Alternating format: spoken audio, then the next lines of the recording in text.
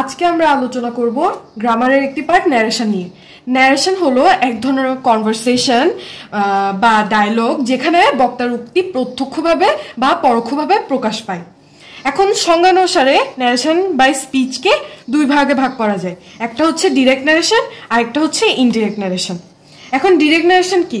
Direct ন্যারেশনে বক্তার উক্তি প্রত্যক্ষ বা সরাসরিভাবে বা অবিকল হুবহুভাবে পাওয়া যায়, আর ইনডিরেক্ট ন্যারেশনে পরোক্ষভাবে উক্তি পাওয়া যায়, অর্থাৎ অবিকল বা হুবহুভাবে পাওয়া যায় না।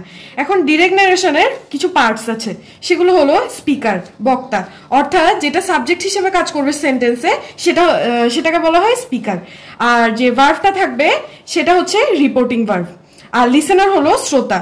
শ্রোতা হচ্ছে সেন্টেন্সে অবজেক্ট হিসেবে কাজ করবে।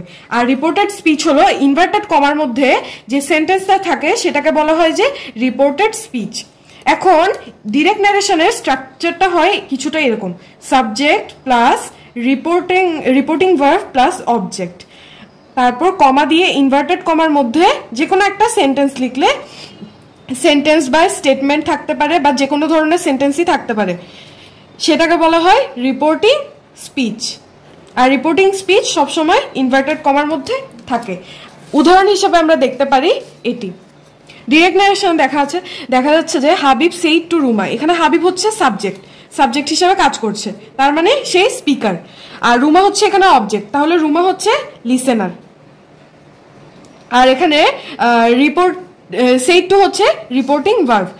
I will not go to school tomorrow, এটা হচ্ছে যে রিপোর্টেড স্পিচ অর্থাৎ আরএস, যেটা আমরা ইনভার্টেড কমার মধ্যে রাখবো। আর এটা হচ্ছে ডিরেক্ট ন্যারেশনের স্ট্রাকচার। আর ইনডিরেক্ট ন্যারেশনে হবে কিছুটা এমন ভাবে: হাবিব টোল্ড রুমা, এটা নিয়ম অনুসারে চেঞ্জ হয়েছে, আর রিপোর্টেড স্পিচ ইনভার্টেড কমা উঠে গিয়ে রিপোর্টেড স্পিচটা নিয়ম অনুসারে বসেছে।